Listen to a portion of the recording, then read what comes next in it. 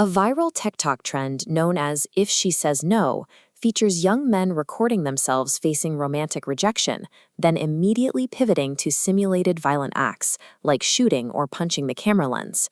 The standard defense for this behavior is that it is just dark humor, an edgy meme culture that isn't meant to be taken literally or as a credible threat.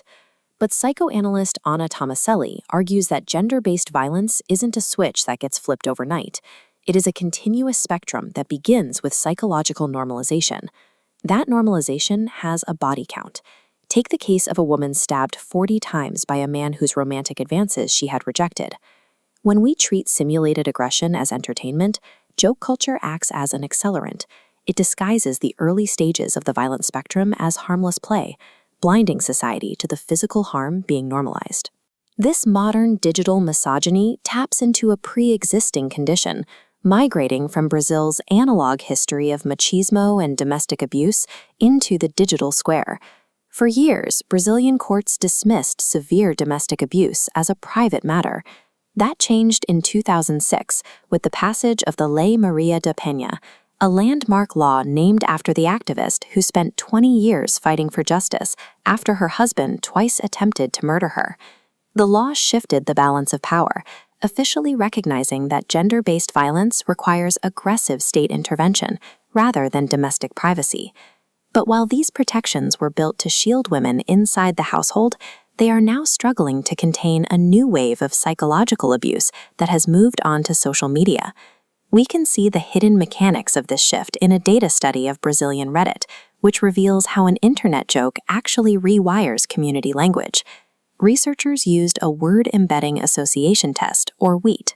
It measures whether a community subconsciously associates specific terms with good or bad concepts based on how they are used in conversation.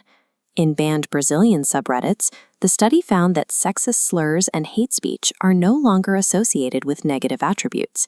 In these spaces, they are mathematically linked to positive sentiments.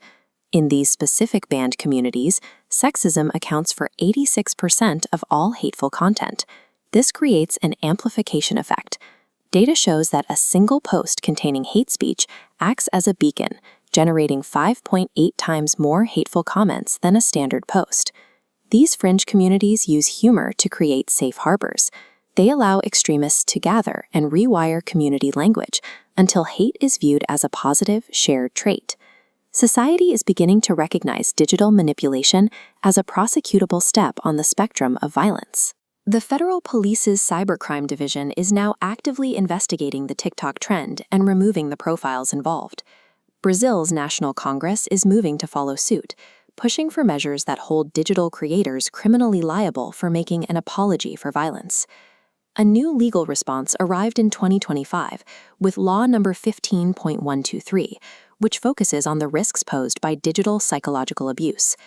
Under this law, if an offense involves the use of AI, deepfakes, or digital tools to manipulate a victim's image or voice, the criminal penalty can be increased by up to half. This legislative shift connects directly back to the spectrum of violence. It codifies the fact that psychological harm committed through digital tools is a severe criminal offense. We can no longer treat the internet as a separate reality where actions have no weight. Legislating against memified misogyny is a necessary step to stop a digital punchline from becoming a physical tragedy.